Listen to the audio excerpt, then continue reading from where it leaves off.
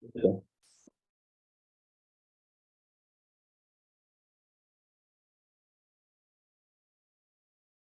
Ok, vamos a hablar hoy de leishmaniasis visceral. En otros países como en India lo llaman calazar, aquí no, porque calazar significa fiebre negra y esto no ocurre en Venezuela. Ok, entonces lo que vamos a ver ahorita es leishmaniasis visceral, que es la segunda parte de leishmaniasis. Entonces, la leishmaniasis visceral es una enfermedad que puede ser tanto aguda como subaguda o crónica, con una mortalidad muy alta, que la produce el complejo Leishmania donovani, que incluye las subespecies Leishmania donovani, Leishmania chagasi y Leishmania infantum.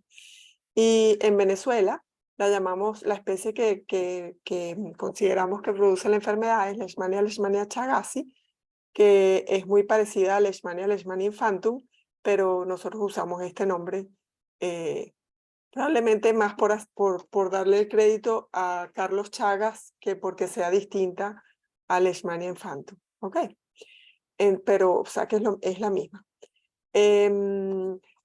Afecta las células, es un parásito intracelular obligatorio, un protozoario unicelular que afecta las células del sistema macrófago, particularmente el sistema fagocítico mononuclear.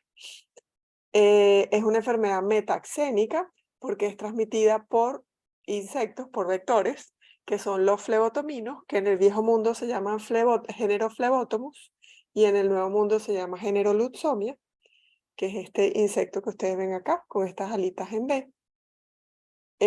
Y se caracteriza clínicamente por ser un síndrome febril prolongado, con un síndrome hepatoesplénico o hepatoesplenomegalia, con caquexia o pérdida de peso acentuada, pancitopenia, que es disminución de las 3 células sanguíneas, o sea que el paciente tiene anemia, leucopenia, anemia y trombocitopenia, e hipergamaglobulinemia por aumento de las globulinas, de la inmunoglobulina.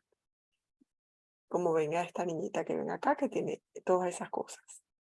Entonces dijimos que la leishmaniasis visceral es una zoonosis, pues igual que todas las demás leishmaniasis. Esta en particular, el hospedador o definitivo o reservorio, son los perros principalmente y zorros. Y el vector es en Venezuela particularmente Lutzomia longipalpis. Y consideramos al hombre como un hospedador accidental porque no se supone que este insecto se infecte con nuestros amastigotes, sino que necesita ser con los amastigotes del hospedador definitivo. Pero cuando nos afecta se denomina antropozoonosis. Entonces, esto ya lo vimos en la clase anterior. La taxonomía de este parásito es del reino Protista, subreino Protozoa, filum Sarcomastigófora, subfilum Mastigófora, orden Kinetoplastida, suborden Trypanosomatidae, y el género que vamos a hablar hoy es Leishmania, que se divide, como dijimos antes, en 2 subgéneros, que sería el género Leishmania, subgénero Leishmania, y el género Leishmania, subgénero Viana. Dentro del subgénero Leishmania tenemos lo que vamos a ver hoy, que es Leishmania donovani, que incluye este grupo de especies que ya las nombramos, Leishmania chagasi, donovani, infantum y archibaldi.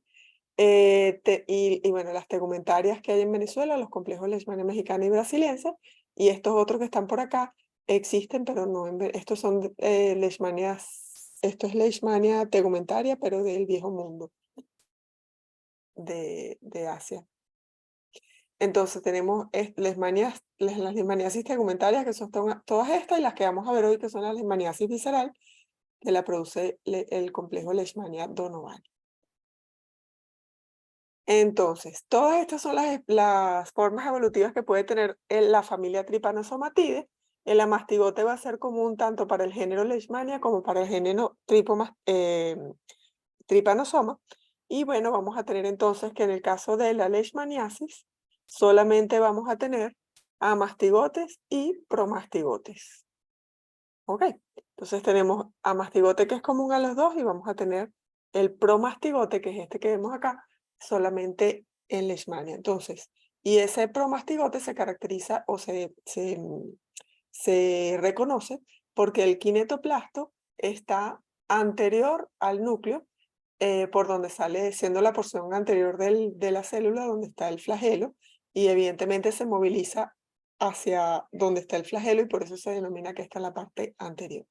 Y esto que estamos viendo acá, que vendría a ser los epimastigotes y tripomastigotes, los vamos a ver en Chagas. Y la definición es por la posición donde esté el kinetoplasto con respecto al núcleo, yuxtanuclear o posterior a la célula. Entonces, estas dos son las formas evolutivas que vamos a ver en Leishmania, como lo dijimos, a mastigotes y promastigotes. Entonces, ¿qué vamos a tener? Dentro del ciclo biológico, que ya lo vimos en la clase anterior, el humano se infecta por un flebotomino, que en el caso de América sería por el género Lutzomia, que va a inocular los promastigotes a través de la piel cuando pica a través de la probóscide.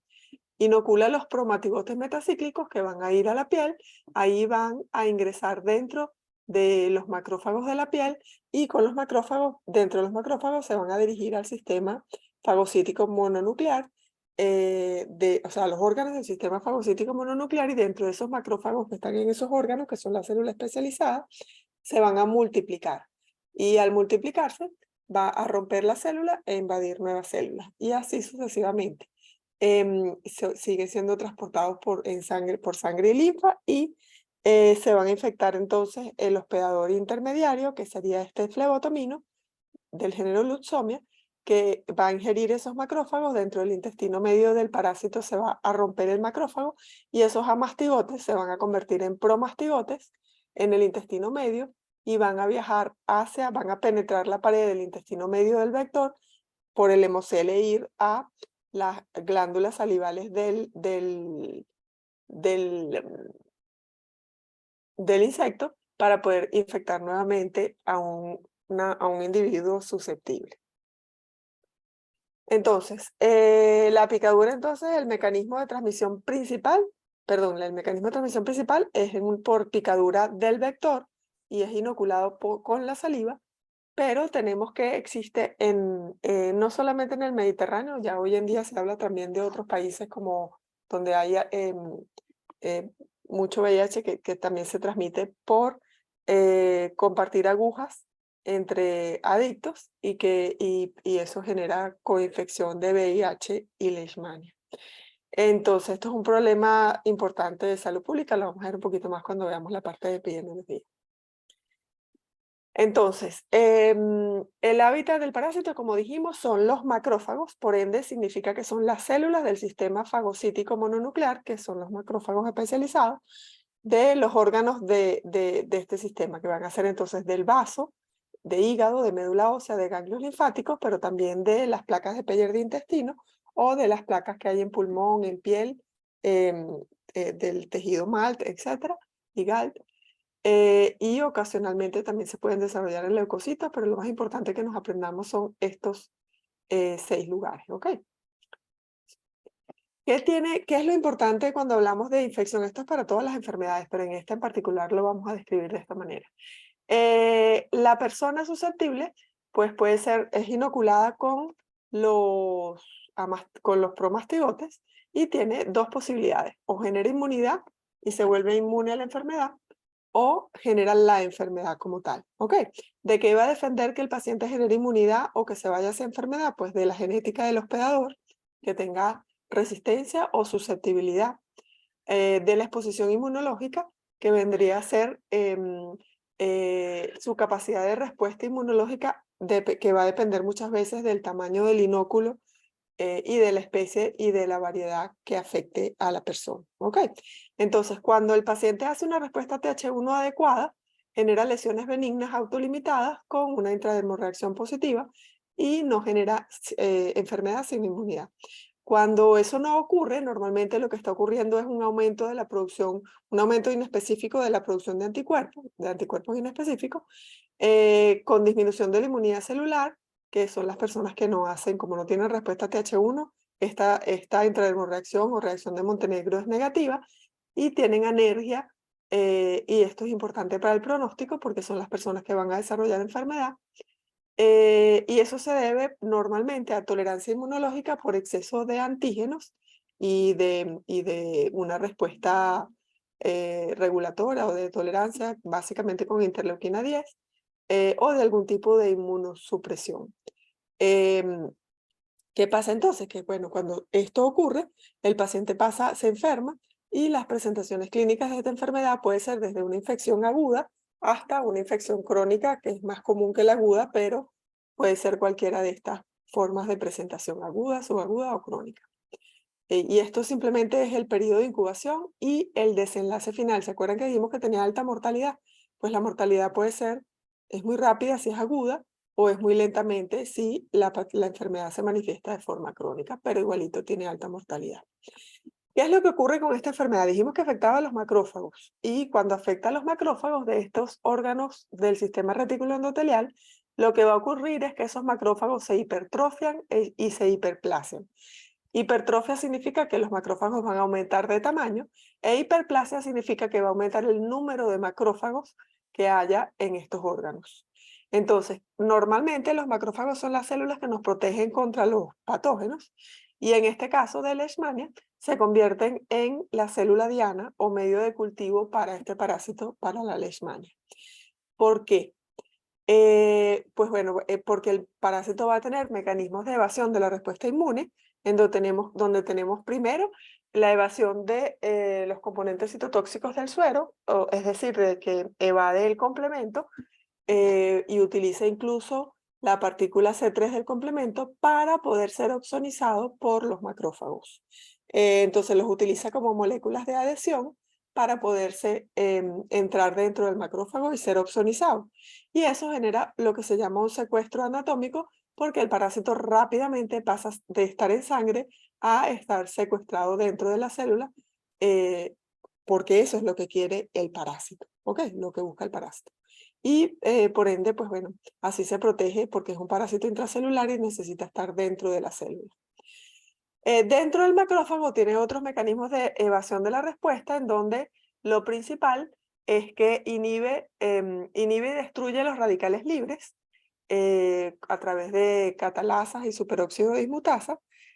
Inactiva las enzimas lisosomales como la la galactosidasa, que están dentro del fagosoma, y tiene los lipopoliglicanos, activan la bomba de proteinquinasa C y la bomba de protones, y de esta manera impide que se acidifique el lisosoma, y de esta manera mantiene un pH neutro en el interior, que hace que, o sea, normalmente el pH de un fagolisosoma es ácido, y al impedir que se una con el fagosoma con el lisosoma, permite que el pH sea neutro y que pueda sobrevivir dentro de este fagosoma. Entonces, y este macrófago infectado pierde su capacidad leishmanicida o está reducida, y por ende el parásito se puede multiplicar dentro de ese macrófago. ¿Qué va a ocurrir? Pues bueno, eso hace que haya disminución del interferón gamma, disminución de interleuquina 2 y disminución del factor de necrosis tumoral, alfa, modulando la respuesta inmune hacia una respuesta TH2 y no TH1. ¿Se acuerdan que dijimos que TH1 iba hacia inmunidad y TH2 va hacia desarrollo de la leishmaniasis visceral con aumento de la producción de anticuerpos inespecíficos? Entonces, como dijimos antes, esto es una enfermedad que produce un síndrome febril prolongado, un síndrome hepatoesplénico, pancitopenia, caquexia e hipergamaglobulinemia. Entonces, ahora vamos a ver cómo se producen cada una de estos signos y síntomas clínicos que el paciente va a tener. Y quiero que lo vean así, porque a veces les cuesta un poquito cuando uno dice signos y síntomas. Evidentemente que la fiebre es un síntoma, que la hepatosplenomegalia es un signo clínico, pero también la leucopenia, la anemia y la trombocitopenia van a tener signos y síntomas clínicos, pero también tienen laboratorio, y eso entra dentro de la descripción de la enfermedad.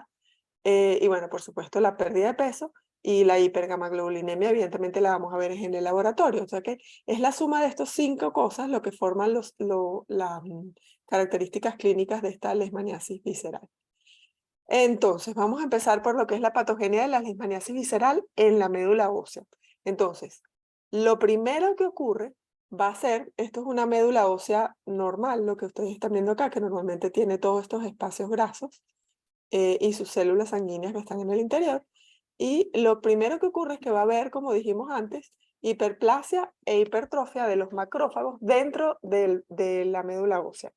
Esa hiperplasia e hipertrofia de macrófagos, es decir, un aumento del número y aumento del tamaño, va a producir que haya una compresión de la vasculatura y eso hace que disminuya la salida de células sanguíneas hacia la médula, de la médula ósea hacia la sangre.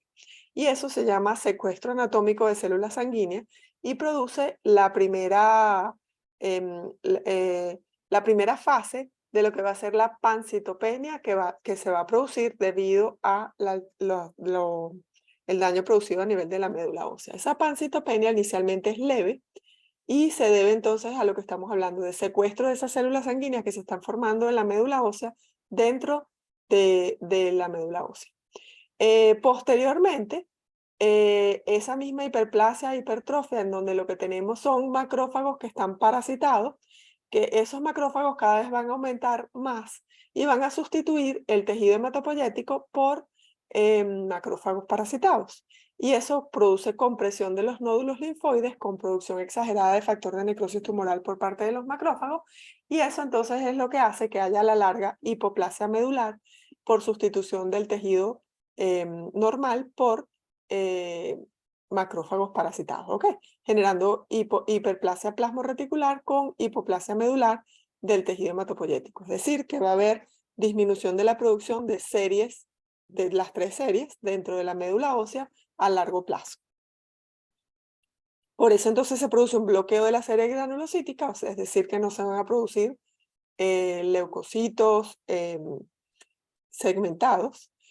También va a haber, y ni linfocitos, tampoco va a haber, también va a haber inhibición de la plaquetogénesis y de diseritropoyesis, porque ese factor de necrosis tumoral también produce inhibición de la producción de glóbulos rojos.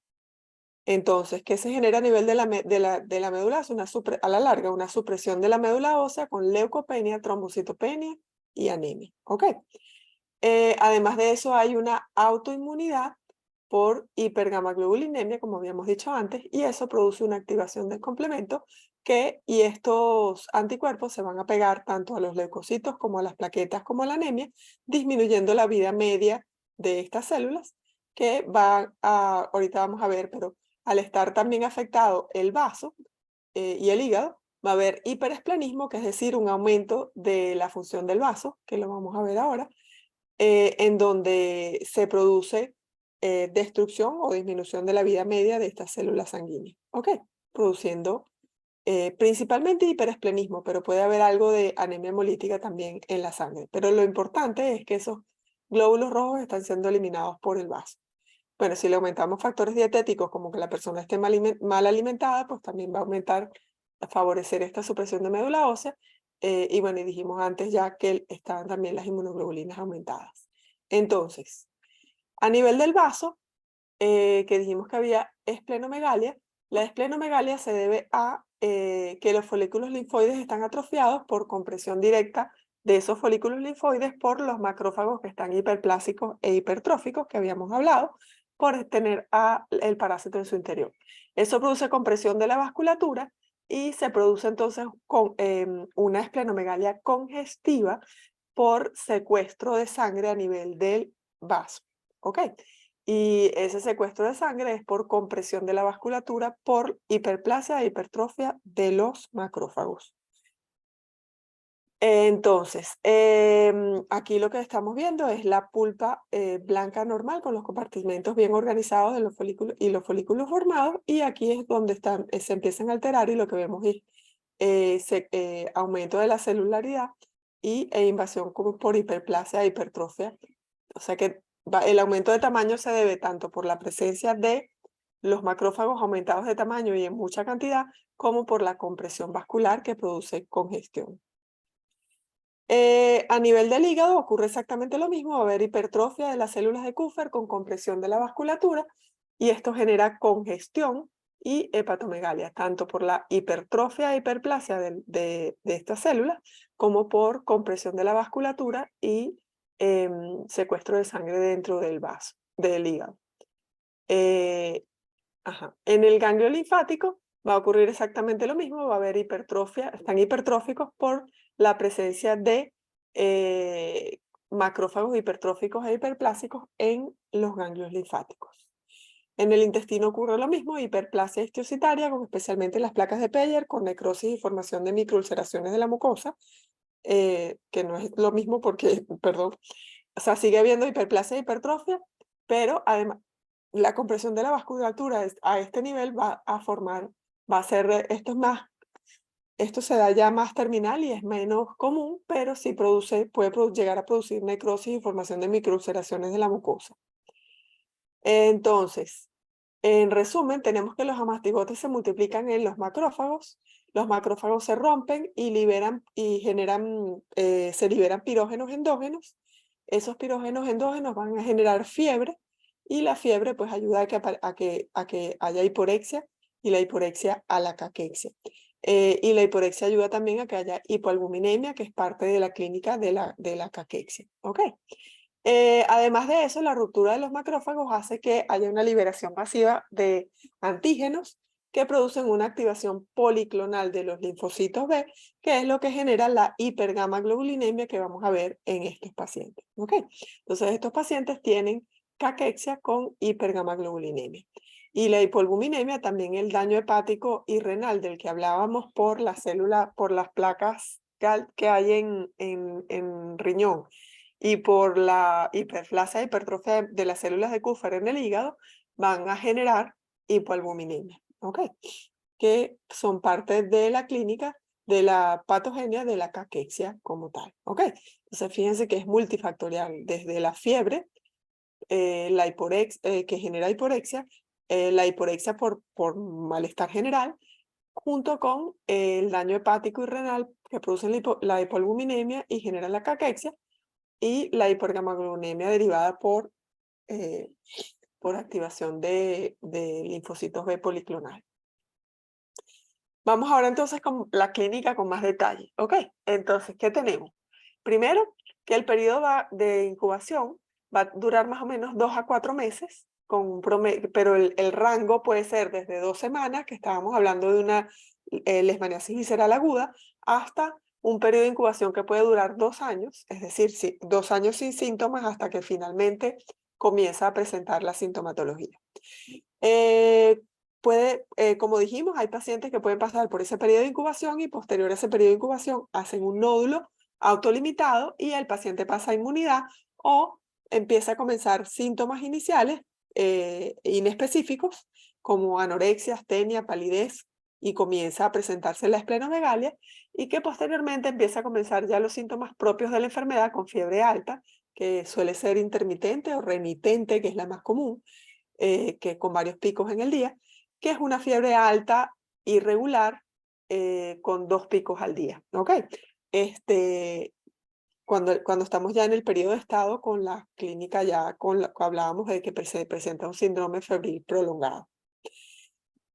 Esto es más o menos una gráfica de cómo se presenta la enfermedad. Fíjense entonces que el comienzo puede ser insidioso.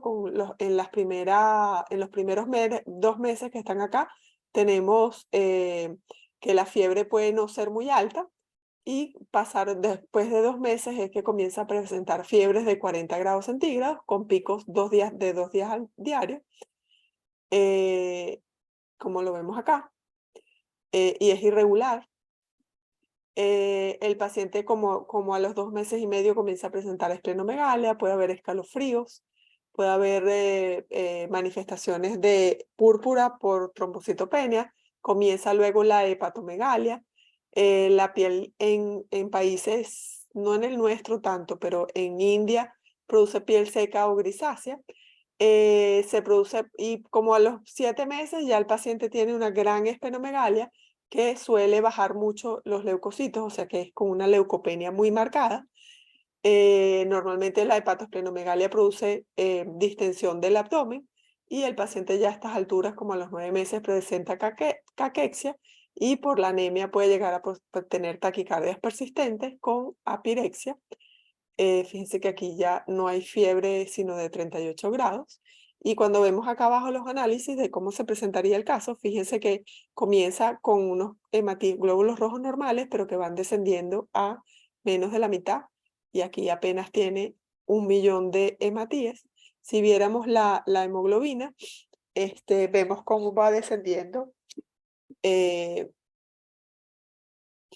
Aquí los valores están puestos como lo hacen los europeos. Va descendiendo hasta, lo que más desciende son los glóbulos blancos, que fíjense que comienza con 5100 y posteriormente tiene menos de 2500, que es una leucopenia marcada. Ya vamos a ver, pero eso es a predominio de segmentados, pero también bajan los linfocitos.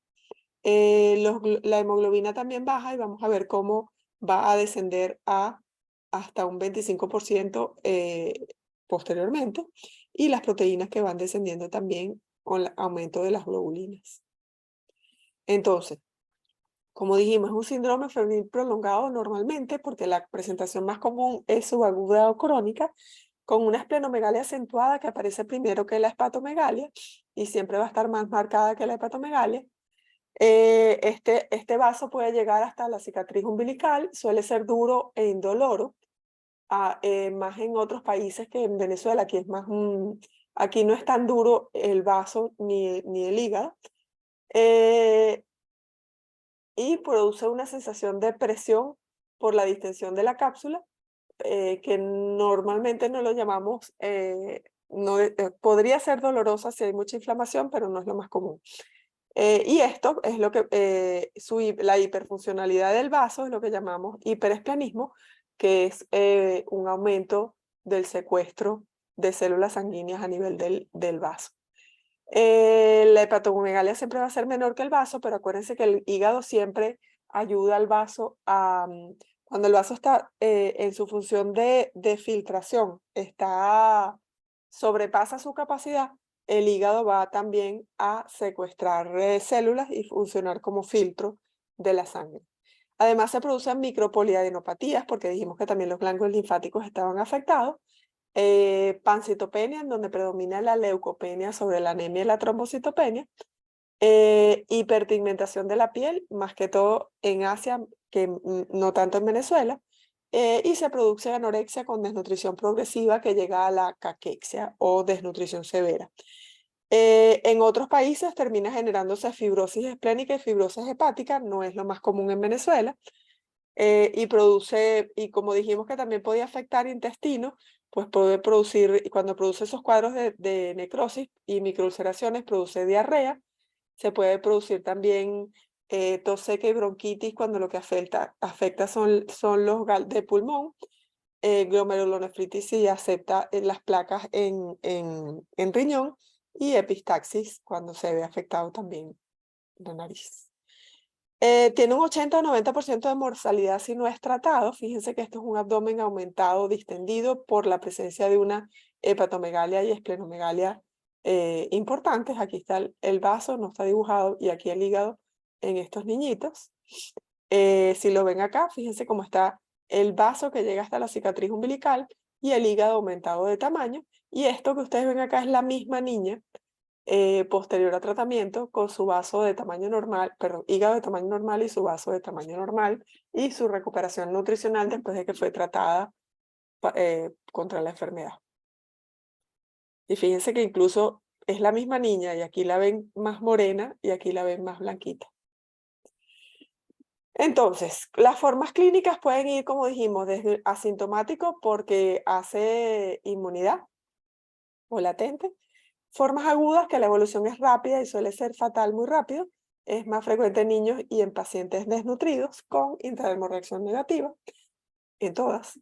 La forma subaguda tiene una evolución más lenta que puede conducir igual a la muerte, y la forma crónica puede durar años con remisiones y recaídas y tiene una mejor respuesta terapéutica al tratamiento.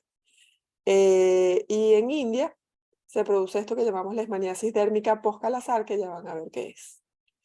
Esto que ven acá, que es que después del tratamiento el paciente hace lesiones a nivel de piel. Se presenta principalmente en India, pero también en países africanos. que son pequeños nódulos o papilomas discrómicos eritematosos que se presentan en la cara con tendencia a la cronicidad y a ser expansivos posterior al tratamiento. Ahora vamos a hablar un poquito de lo que es la leishmaniasis en inmunosuprimidos, cuando se coinfecta una persona con VIH, particularmente los que tienen ya SIDA. El parásito se comporta como oportunista, ¿ok? El parásito Leishmania donovani o Leishmania infantum o Leishmania chagassi, en los pacientes con VIH-Sida se va a comportar distinto que en un paciente inmunocompetente o con solo VIH, ¿ok? Entonces, ¿qué es lo que ocurre? Esto es un problema de salud pública en el Mediterráneo, que fue el primer lugar donde se reportó, pero también lo es en países como Brasil, India, en donde hay mayor coexistencia de leishmaniasis, y los pacientes VIH, cuando se coinfectan, tienen mayor mortalidad. Entonces, el 70% de los casos de leishmaniasis visceral en adultos está asociado a VIH en el Mediterráneo, y un 10% de los pacientes con VIH-Sida tienen leishmaniasis visceral recientemente adquirida o reactivada. ¿Qué es lo que le ocurre a estos pacientes? Uno, va a haber un riesgo potencial perdón, esto era antes un riesgo potencial, ahorita es una realidad, que en países como en India, Brasil y África Oriental, en donde hay prevalencias altas de VIH, hay coinfección también con VIH. Esto se los puse se los actualicé en la próxima clase de epidemiología y no aquí. Otras pacientes que son susceptibles a coinfección y que se comporten como oportunistas son pacientes trasplantados o que consuman drogas inmunosupresoras como quimioterapia o esteroides u otras enfermedades inmunosupresoras, tanto si se infectan como por el vector, como si se infectan por compartir algún tipo de aguja. Entonces, dentro de las características que hacen que este parásito se considere oportunista en pacientes inmunosuprimidos, lo primero es que a veces cepas como Leishmania brasiliense pueden volverse, que son dermotrópicas, se pueden volver viscerotrópicas y afectar órganos del sistema retículo endotelial que normalmente no lo hubieran hecho. Si el paciente tiene menos de 200 CD4, menos es como 50, es cuando el parásito se comporta como oportunista, porque estamos hablando de pacientes con SIDA. Estos pacientes hacen cargas parasitarias muy elevadas porque no pueden generar una respuesta TH1 y se reproduce más rápidamente que en un paciente inmunocompetente. Normalmente presentan poca sintomatología con una alta carga parasitaria, sin embargo, tiene mayor mortalidad porque a la larga van a ser genera mayor daño. ¿Ok? O sea que van a tener más pancitopenia, más hepatosplenomegalia, probablemente hacen menos fiebre. Entonces, la sintomatología va a ser similar a lo que ocurre en el inmunocompetente, porque igual va a ser un síndrome febril prolongado, con un síndrome hepatoesplénico y con pancitopenia. Lo que va a ocurrir es que mayor afectación gastrointestinal y afecta desde el esófago hasta el recto, con microulceraciones y puede haber hemorragias. Presentaciones y cursan con presentaciones atípicas como por ejemplo derrame pleural o nódulos pulmonares, incluso casos en donde el paciente tenga poca esplenomegalia y sea febril, que son lo que llamamos atípico, que no es lo típico de la leishmaniasis, pero con síntomas pulmonares muy marcados, con una neumonitis atípica o con síntomas gastrointestinales como hemorragia digestiva o diarrea, que sean lo más característicos en estos pacientes VIH principalmente, pero también en otros inmunosuprimidos, en estos pacientes con SIDA. Entonces, ¿qué es lo que ocurre? En pacientes que solamente tienen la leishmaniasis, estamos comparando aquí, o que tengan coinfectados con VIH, ¿qué vamos a tener? Uno, que cuando les damos tratamiento, normalmente el paciente que solo tiene leishmaniasis no suele hacer recaídas, mientras que en un paciente con VIH-Sida puede tener múltiples recaídas, tiene hasta 78.1% de probabilidades de hacer recaídas. Dos, desde el punto de vista inmunológico, que es normalmente lo que vamos a ver, es que en el tiempo, a mayor interferón gamma y mayores y que los CD4 se mantengan altos, el paciente va a hacer inmunidad, o sea que yo le doy tratamiento y el paciente se va a curar y va a hacer un PPD positivo posterior al tratamiento. Eso es un paciente inmunocompetente.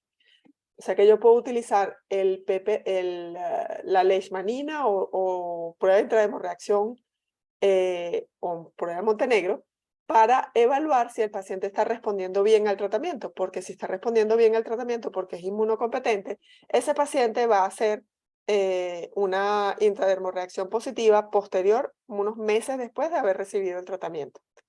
Mientras que el paciente con leishmaniasis visceral que está coinfectado con VIH-Sida nunca va a cambiar su CD4 porque se permanecen bajos y nunca va a aumentar la producción de interferón gamma, o sea que nunca va a llegar a ser una respuesta TH1 y por eso es que hace recaídas frecuentes, porque no va a tener inmunidad.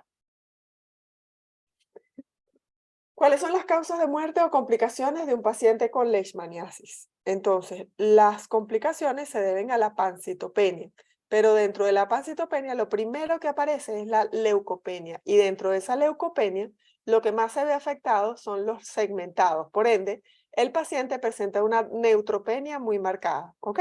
Con una linfopenia absoluta, pero que porcentualmente pareciera que los linfocitos están normales, pero con unos leucocitos muy bajos.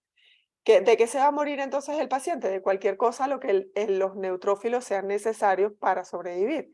¿Cuáles son esas enfermedades más asociadas a neutropenia? Neumonía, particularmente. Los pacientes con neutropenia suelen hacer neumonía o disentería. Y si además presenta linfopenia, porque dijimos que tenía linfopenia absoluta, pues los vuelve susceptibles además a tuberculosis pulmonar y a sarampión. ¿Ok? Y esas son las enfermedades infecciosas más comunes que afectan a un paciente con leucopenia. También puede haber trombocitopenia y que el paciente presente hemorragias y que pudiera morir de hemorragia, pero es bastante menos común, o una anemia, particularmente si la clínica es aguda y que hubiera descompensación hemodinámica y que el paciente muriera de insuficiencia cardíaca. Entonces, es cierto que les estoy poniendo aquí hemorragia y que les estoy poniendo insuficiencia cardíaca, porque ciertamente las trombocitopenias severas pueden llevar a hemorragia y las anemias severas pueden llevar a insuficiencia cardíaca. Sin embargo, la principal causa de muerte y la que espero que me respondan en los exámenes es las enfermedades infecciosas por neutropenia, en donde el paciente hace neumonía por Streptococcus pneumoniae normalmente, tuberculosis pulmonar, disentería y sarampión. ¿Cómo hacemos el diagnóstico? Pues bueno, evidentemente sospecha clínico-epidemiológica, un paciente con clínica que tenga las 5 cosas que nombramos, un paciente que tenga un síndrome febril prolongado, particularmente, con un síndrome hepatoesplénico, con pancitopenia, caquexia e hipergamaglobulinemia. Sospecho leishmaniasis visceral, particularmente en niños, porque en Venezuela normalmente son los niños y adultos jóvenes los que les da leishmaniasis visceral. Epidemiológico, esto que acabo de decir, que sean niños y es más común en varones que en mujeres, hombres que en mujeres. Y pues evidentemente tiene que vivir en un área donde exista luxomia. Lo que pasa es que, claro, luxomia hay en todas partes de Venezuela. ¿Ok? ¿Cómo corroboramos el diagnóstico? Pues va a ser parasitológico, pero también puedo usar métodos inmunológicos como la intrahemorreacción que ya mencionamos y PCR de biología molecular. Vamos a ver un poquito eso ahora. Entonces, como dijimos, el diagnóstico clínico, síndrome febril prolongado, hepatoesplenomegalia y síntomas de anemia, la edad, la procedencia, la leucopenia, trombocitopenia y anemia. Las proteínas totales vamos a tener que va a haber normalmente hipoalbuminemia con hipergamaglobulinemia, o sea, con las globulinas aumentadas con hipoalbuminemia. Y epidemiológicamente los estados con mayor prevalencia, eso lo vamos a ver después, no son Nueva Esparta, Sucre, Anzoátegui y Guárico. El diagnóstico parasitológico lo vamos a hacer por punción de médula ósea y le damos prioridad a la médula ósea sobre el vaso y el hígado porque en Venezuela, como les dije, se genera menos fibrosis del hígado y del vaso que en otros países. Entonces, mientras que en África podemos ver fotos en internet donde las punciones las hacen de hígado o de vaso, al aire libre, en las comunidades y en algo muy rural. En Venezuela eso no lo podemos hacer porque nuestro vaso y nuestro hígado en los pacientes venezolanos suelen ser friables y podemos producir hemorragias internas. ¿Ok? Entonces, en Venezuela el diagnóstico se hace por punción de médula ósea y tiene que ser siempre en un hospital, o sea, en un centro hospitalario. Y esa punción de médula ósea, el material que sacamos lo vamos a utilizar tanto para observar directamente a través de un frotis el tejido, por un frotis por aposición o un frotis, un extendido. Podemos también llevar ese material para hacer métodos parasitológicos indirectos como inoculación de animales sensibles y cultivo NNN para hacer el diagnóstico. Entonces, biopsia a punción de médula ósea, podemos hacer un frotes por aposición y lo que vemos son estas células que vemos acá, que son los amastigotes. Esta se ve clarito el núcleo prominente con el kinetoplasto, núcleo prominente con kinetoplasto, dentro de un macrófago. Fíjense que aquí se ve la célula, el citoplasma de la célula y el núcleo que tiene los amastigotes en su interior. ¿Ok? En la inoculación de animales y cultivos, vamos a ver, son los promastigotes del parásito. Fíjense que entonces tenemos el flagelo, el kinetoplasto cercano a la parte anterior, que es donde está el flagelo, que sale por ahí, y el núcleo prominente. Y podemos hacer inoculación de animales y vemos cómo se forma una úlcera en la patica del hámster. La sensibilidad de la médula ósea es del 90%, es decir, no va a ser de un 100%, pero es relativamente alta.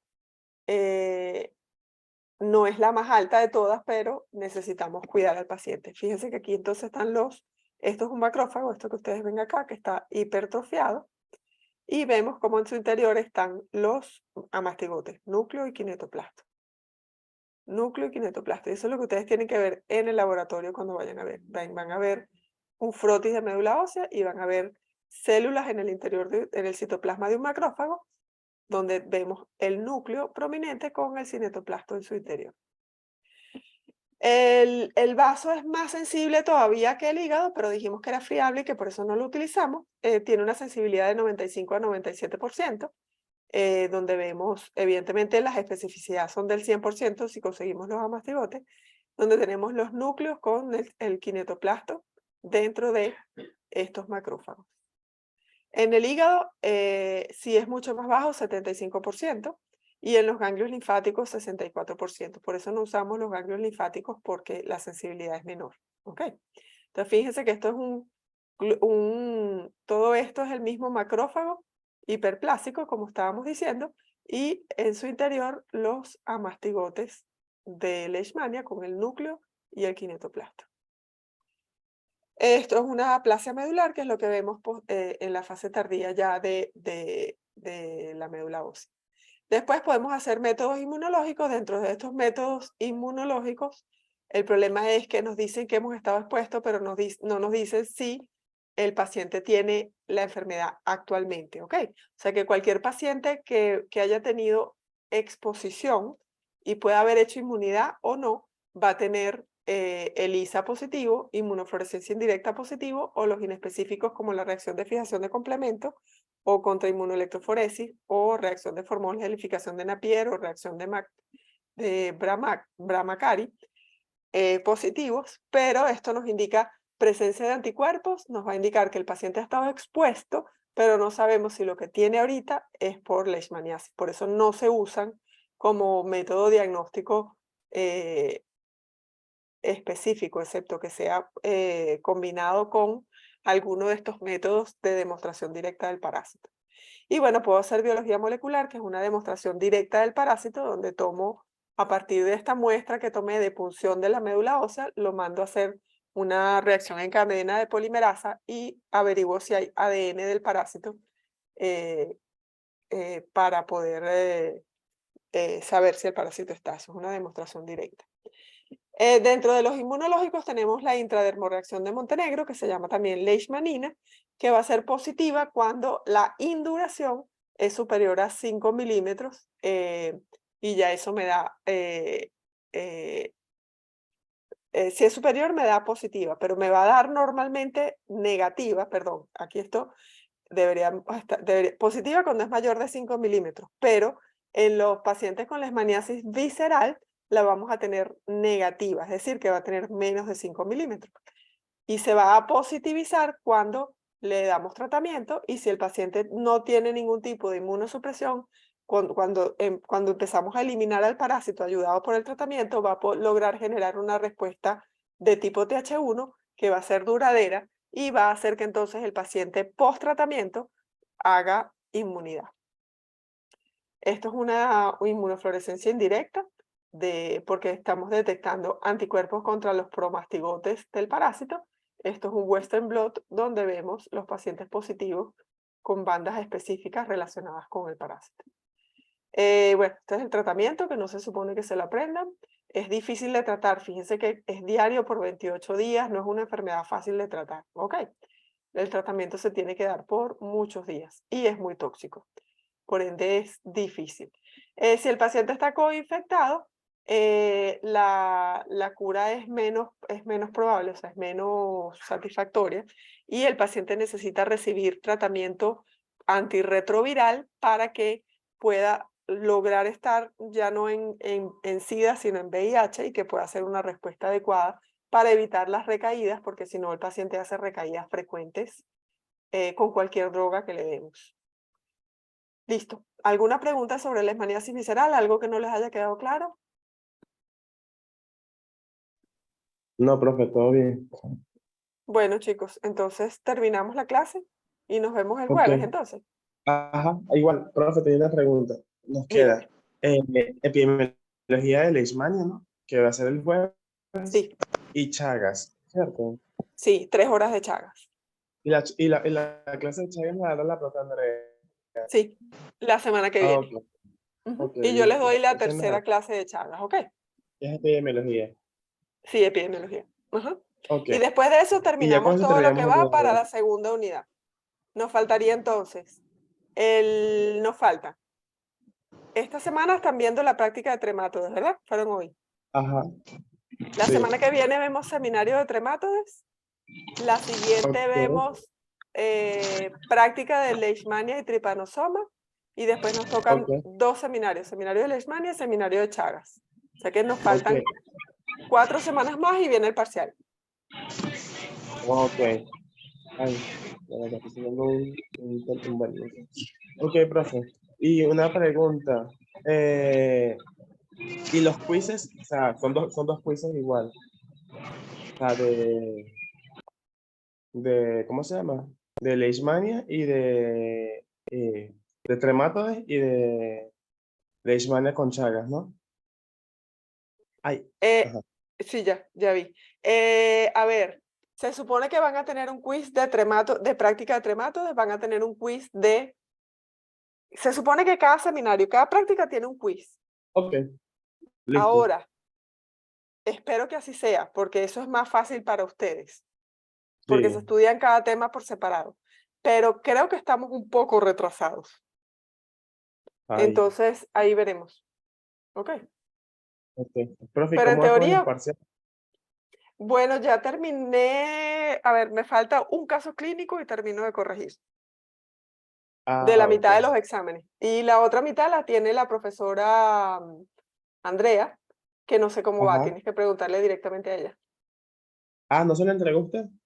Me entregó mi parte, yo necesitaba que ella me pasara los que ella tenía para que ella corrigiera una parte y yo corrigiera la otra. Ella está corrigiendo las primeras 2 preguntas, o sea, Ok, las primeras, el verdadero y falso y las de desarrollo corto, yo estoy corrigiendo casos clínicos y el cuadro.